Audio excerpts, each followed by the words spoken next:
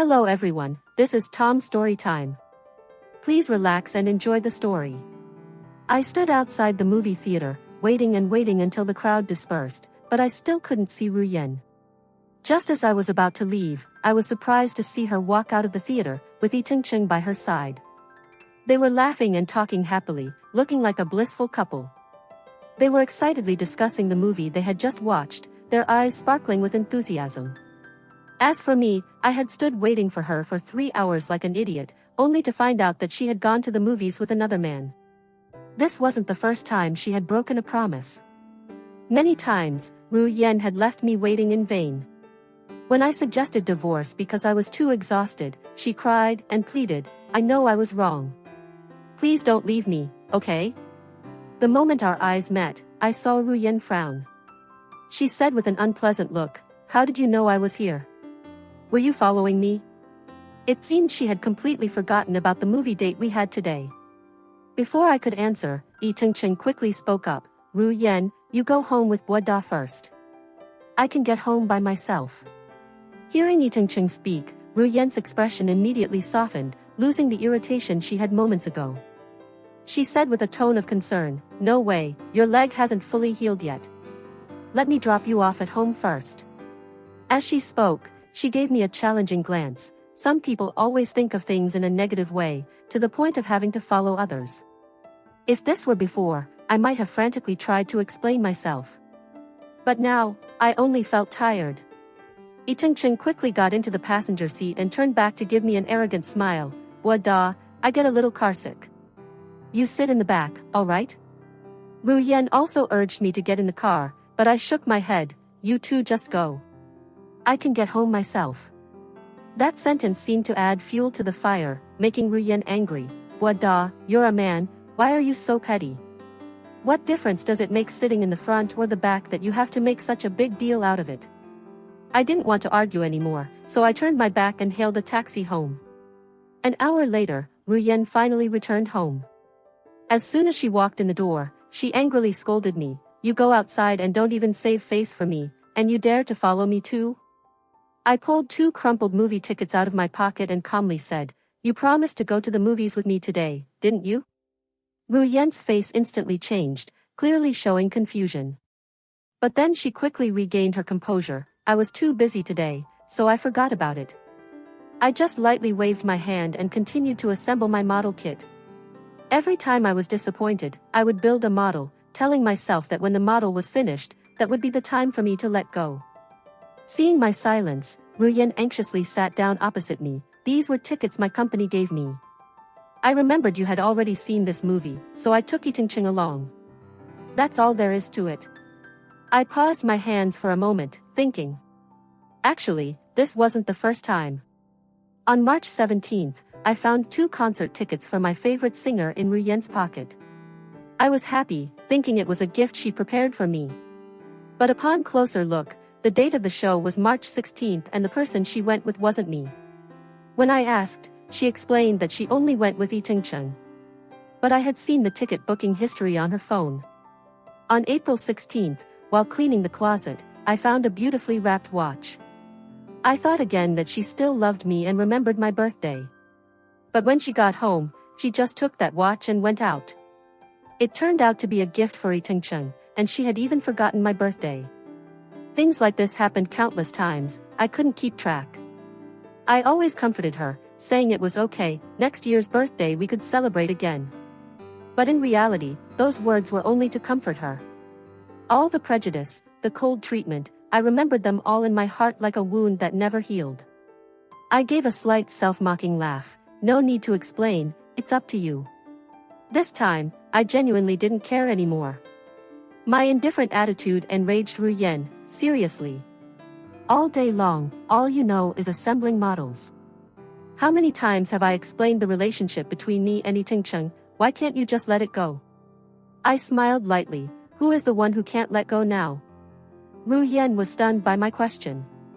Before, I would have lost my temper, questioning her about who was more important between me and Yi Ting-cheng.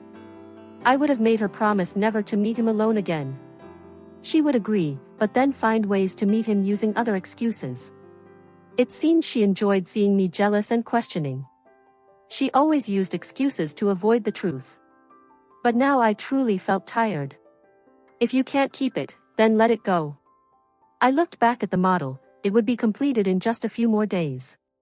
Ru Yan also calmed down, saying softly, Da, Itengcheng sacrificed a lot for me, but in the end, I still chose you.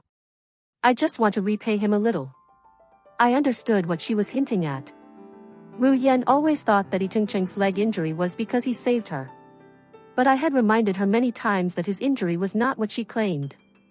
Even if she owed him a favor, she shouldn't be alone with another man. Why couldn't you let me go along?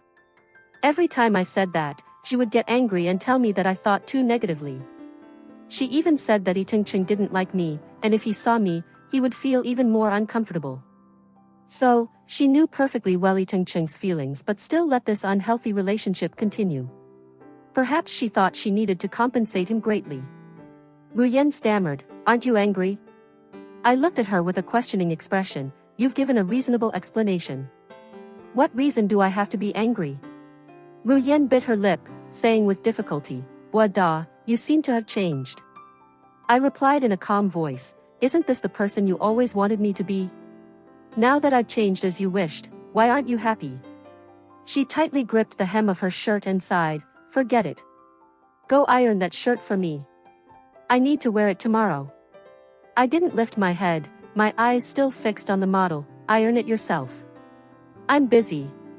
Previously, when Ru Yan's company was growing, she had asked me if I could quit my job to take care of her. I agreed.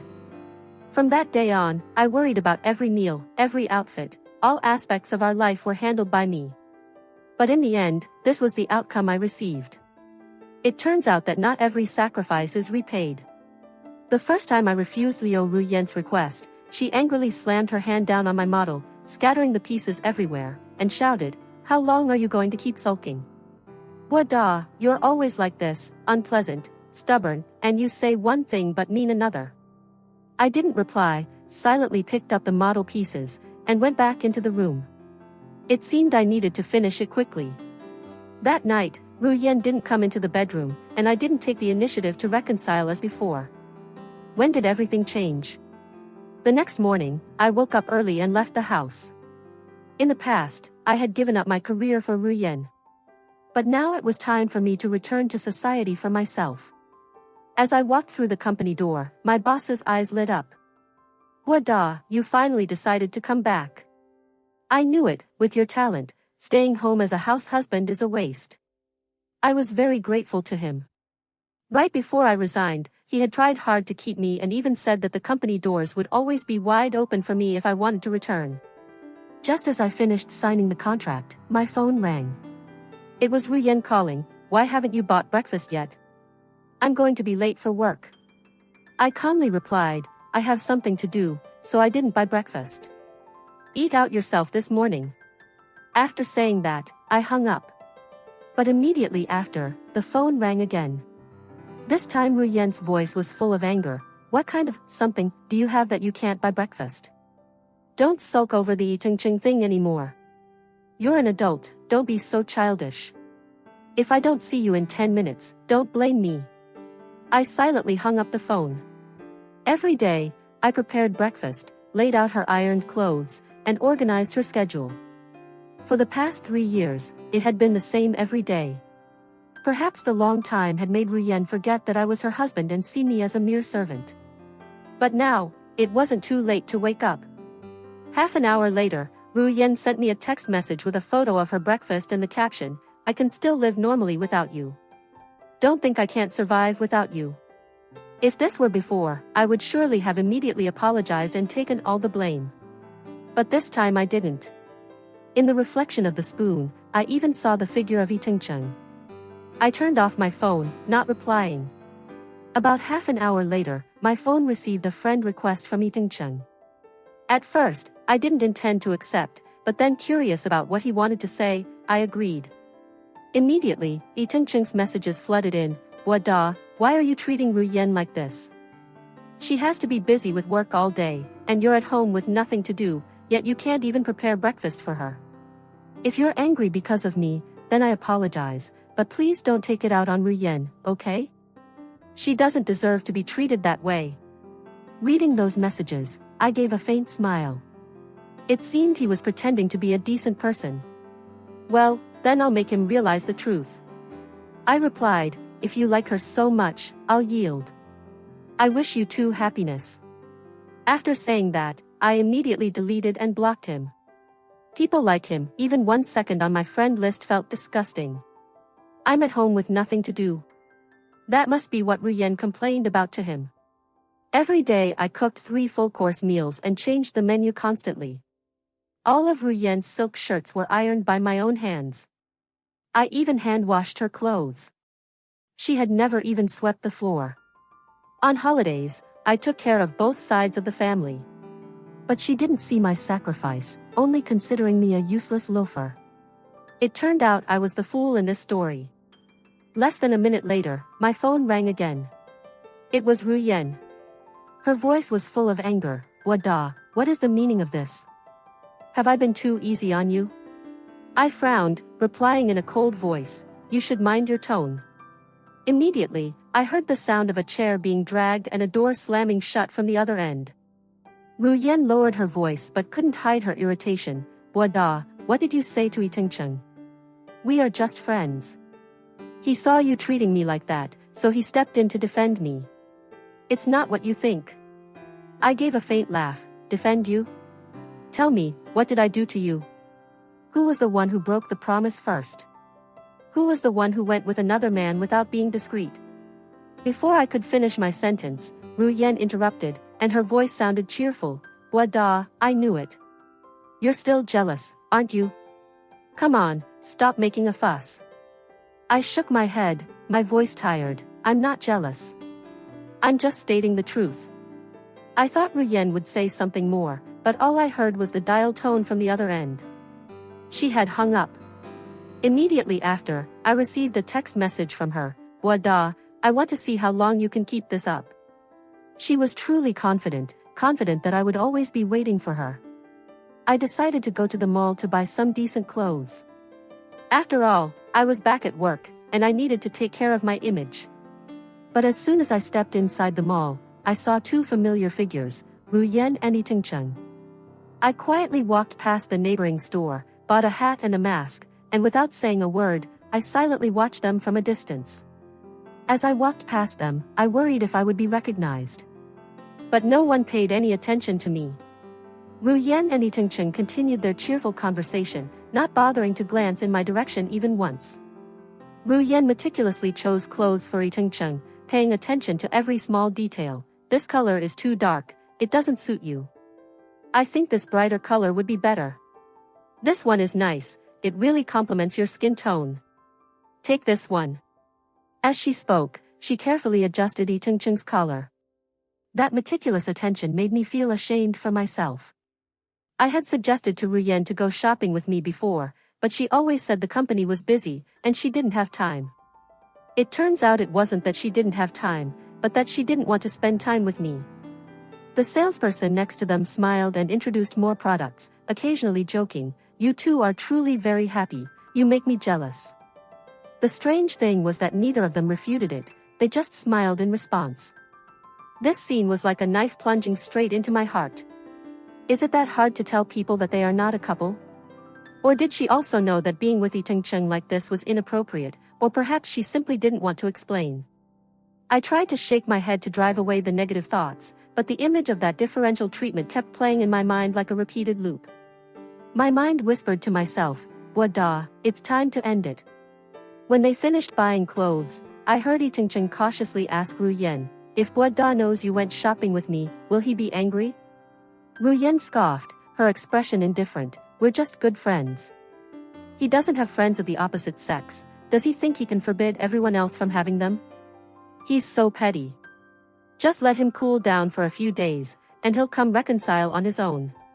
It's always been like that. Indeed, they say it's true, the favored one takes the privilege not to worry. Ruyen thought that because I loved her, she could freely hurt my heart without needing to hesitate. I didn't listen to the rest of their conversation, nor did I want to hear more. I returned home and continued assembling the model. Before long, my model would be complete. 2 hours later, Ru Yan returned home, carrying several bags of varying sizes.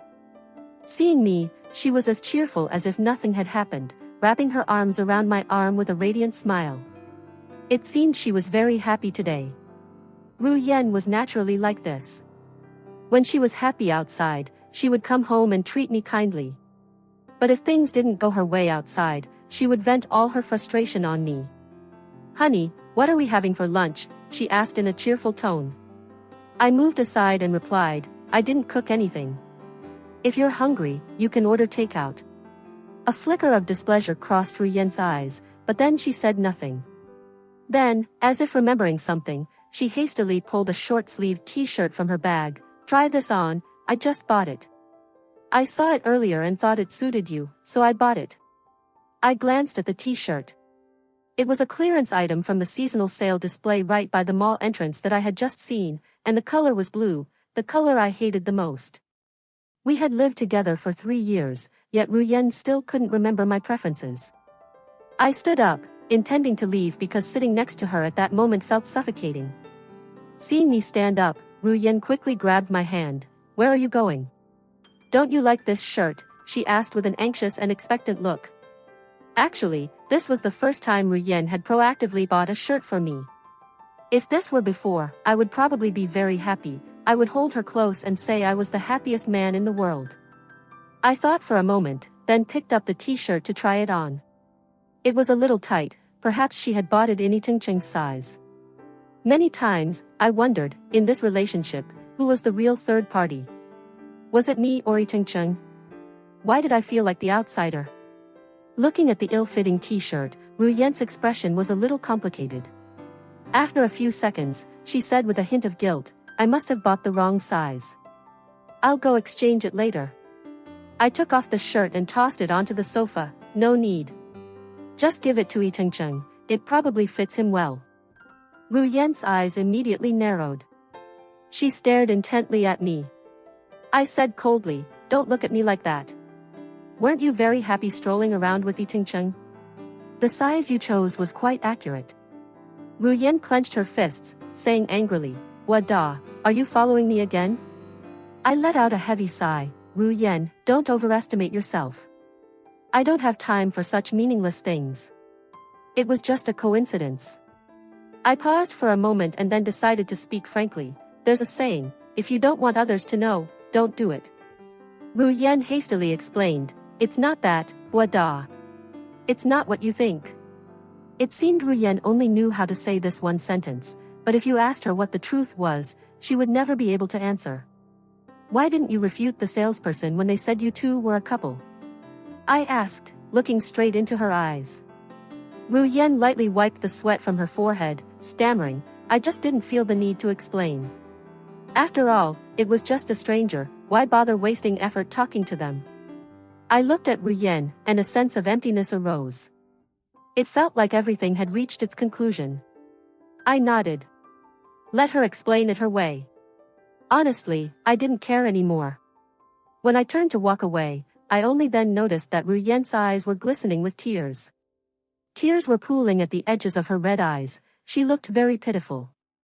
My reflex was to reach out and wipe her tears, but finally, my hand stopped midway and pulled back. Ru Yan choked up and asked, "What da, what's wrong with you lately? You weren't like this before." I didn't answer because I truly didn't know what to say. After a moment of silence, I blurted out a completely unrelated sentence, "I just found a job. I'll start working in a few days. I might just stay at the company for convenience." As soon as I finished speaking, Ru Yan's tears streamed down. She gripped my hand tightly, bursting into sobs. "What da, what do you mean? Are you planning to live away from me?" I shook my head, then nodded again. "The company is too busy, and commuting takes time, so I thought staying at the company would be more convenient." Ru Yan immediately protested, "I don't agree, you can't go. How can you leave me alone at home? Don't be like this, I even bought tickets for a play tonight. Can we go together?" Looking at Ru Yan's tear-streaked face, I felt very strange. Hadn't she left me alone at home many times before? She said work was busy, and she needed to stay at the company for a few days every week. And of course, she wasn't alone. Tung Chung was there too. But I wasn't allowed to get angry, because every time I questioned her or showed annoyance, Ru Yen would say that I didn't understand her. Yet now, with the roles reversed, her attitude was completely different. I wondered in my heart, what exactly am I in Ru Yen's eyes? Will she truly regret and realize her mistake? Just then, Ru Yen's phone rang. She furtively glanced at me and quickly switched the ringer to vibrate.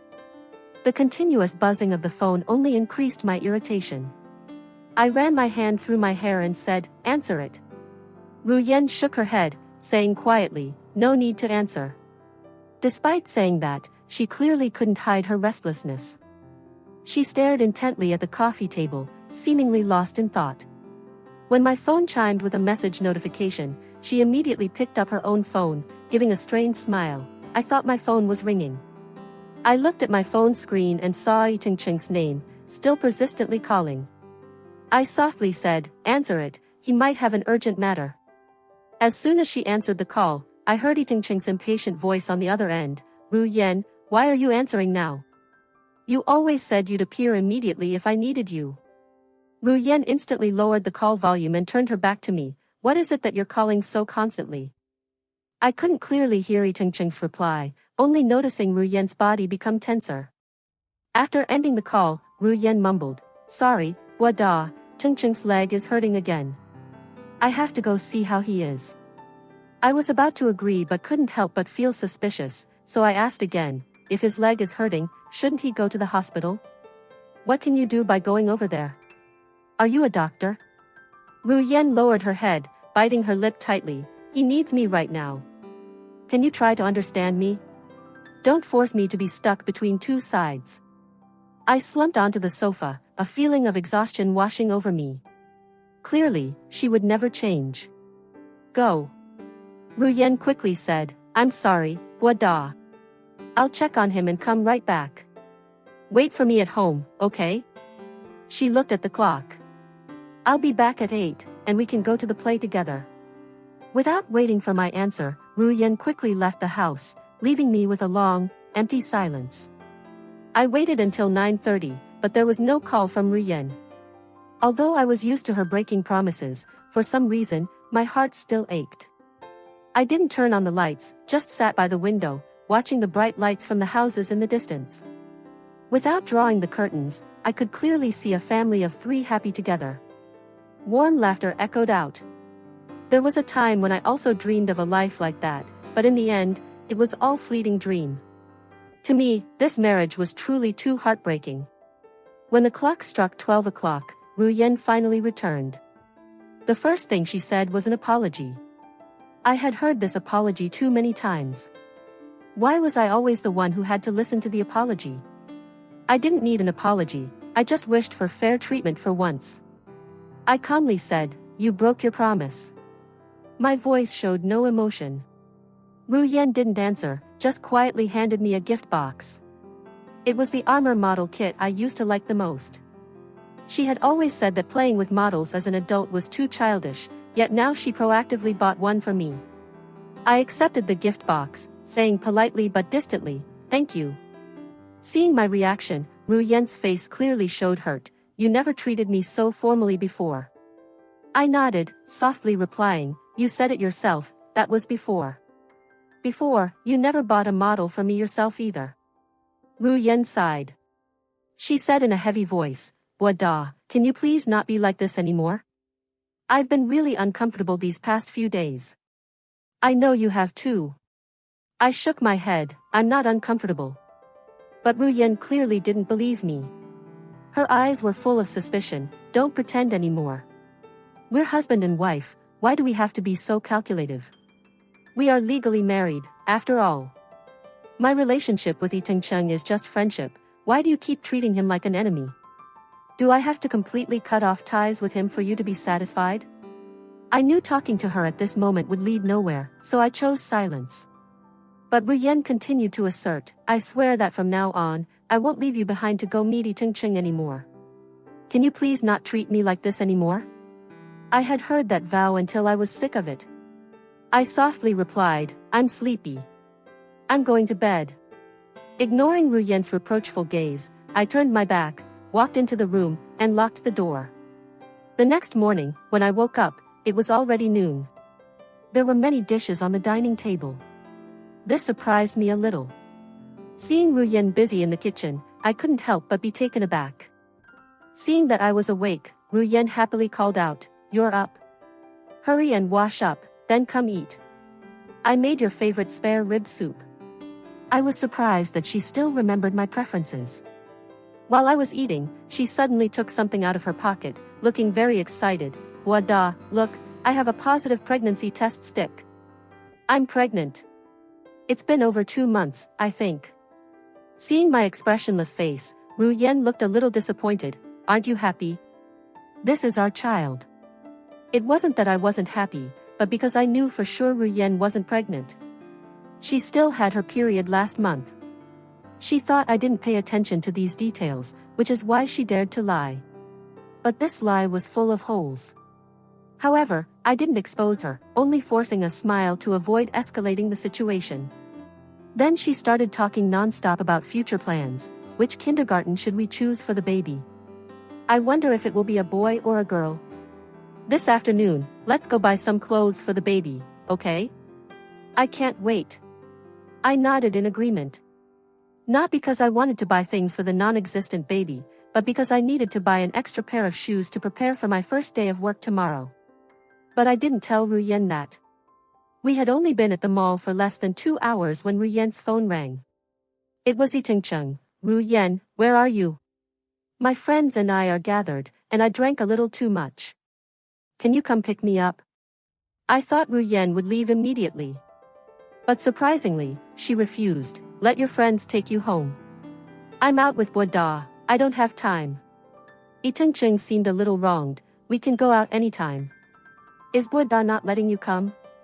"I know, in your heart, Wada is still more important than me." Ruyen's face changed slightly, about to open her mouth to explain. But Itingcheng continued, "Never mind.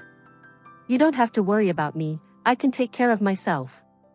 Immediately after, the sound of dry retching came from the other end, indicating that Itingcheng had drunk heavily. Ruyen clutched her phone, silently not saying a word. I knew she was struggling internally, but I said nothing, just quietly waiting for her decision.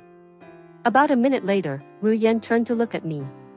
And with just one look, I immediately understood. This time, the person who would be abandoned was me again. I spoke first. "Go pick him up. We can continue our outing after you drop him off." Ruyen looked at me with gratitude, then hurriedly left. I hailed a taxi home, and continued assembling the model I had left unfinished. A few days ago, while assembling the model, sweet moments between Ruyen and me suddenly flashed through my mind. Once, our relationship was very good. But ever since Itingcheng appeared, everything had changed. They grew up together, sharing a deep affection from childhood, and it was impossible not to mention that Itingcheng had once saved Ruyen's life. Gradually, her focus began to shift towards Itingcheng, and eventually, the balance of affection completely tipped toward him. Love doesn't disappear, it just shifts. With a click, I completed my model. I let out a long breath, picked up my phone, and texted Ruyen, "Let's get a divorce. Tomorrow at 10 a.m., we'll meet at the notary's office." After sending the message, I started packing my luggage and left the house. There was nothing left here that I was attached to. Ruyen called dozens of times and sent hundreds of messages, but I didn't answer. The funny thing was, even though she couldn't reach me, she didn't think of coming home to look for me. Through the security camera, I saw that she hadn't returned home at all from start to finish. Clearly, I was never important to her. The next day, exactly at 10 a.m., I showed up at the notary's office gate. From a distance, I saw Ruyen. When she approached, I couldn't help but be surprised. Ruyen's face, which was usually refined, was now covered in dark circles and her eyes were swollen and red, looking as though she had cried all night without sleep. As soon as she saw me, she burst into sobs. "Wada, what are you doing? Why do you want a divorce? If I hadn't shown up today, would you have disappeared forever?" I shook my head. "If you had come home right away yesterday, you would have seen me. But you didn't come home, you didn't turn back at all from beginning to end." Ru Yan continued to sob. I was busy dealing with something else yesterday. Cheng, he lied to me. He was drunk and told the truth. His leg wasn't injured saving me, even the time I was cornered by thugs in the alley was orchestrated by him, just to make me feel guilty and gradually fall for him. I've made everything clear with him. I've deleted all contact with him. Can we live happily together from now on? She spoke and cried at the same time, tears and snot running down her face. I handed her a tissue, looked into her hopeful eyes, and gently said, "Don't overthink it, I just don't want others to think I'm bullying you." Ru Yan immediately wrapped her arms tightly around my neck, whimpering, "I know I was wrong, please don't leave me, okay? It was all Cheng's fault for tricking me, that's why I treated him well. Now I realize my mistake." I gently pulled her hands away. "I told you before, Cheng's leg wasn't injured the way he said. But you didn't believe me." Ru Yan quickly raised her hand to swear, "I swear that from now on, I will always believe you unconditionally, I won't doubt you anymore." I just shook my head, "It's too late." Suddenly, as if remembering something, Ru Yan said, "You can't divorce me. I'm pregnant. We can't divorce while I'm pregnant." Hearing that, I couldn't help but chuckle. "Ru Yan, stop pretending, you're not pregnant." Ru Yan instantly panicked, her eyes darting around, not daring to look straight at me. A few minutes later, she mumbled, "How did you know?" I didn't answer, nor did I want to explain these trivial matters. I simply said, "Let's go in, or the staff will go home." But Ru Yan remained still, refusing to move. She continued to plead, "Wada, I know I was wrong. I'll stay home full-time to take care of you, okay? You don't need to stay at the company anymore. I can't live without you. We've been together for 3 years, don't you care about that relationship at all? Do I not care? If I didn't care, the one who stayed up all night blaming himself, the one who waited for her in the dark would not have been me, the one who always tossed and turned, torturing himself for not being good enough, would not have been me." But I remained silent. Ru Yan continued, "You can't treat me like this. You promised to take care of me for life." I replied in a composed voice, "And you also promised not to see Cheng again.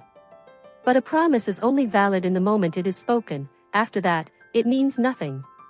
When Ru Yan said she would stay home to take care of me, I was truly surprised. She used to be very passionate about her work, even staying up all night to complete projects.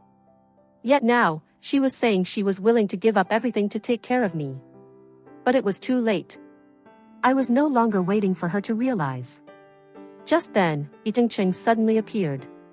He tightly grabbed Ru Yan's hand, completely ignoring my presence. "Ru Yan, please forgive me. I was truly afraid of losing you, that's why I did it. I know I was wrong. Please don't abandon me, okay? We've shared feelings for over a decade, how can you cut them off so easily?" Ru Yan glanced at me with a worried expression, then quickly pushed Cheng's hand away. "I made myself very clear yesterday, don't bother me anymore. If you continue like this, I will call the police."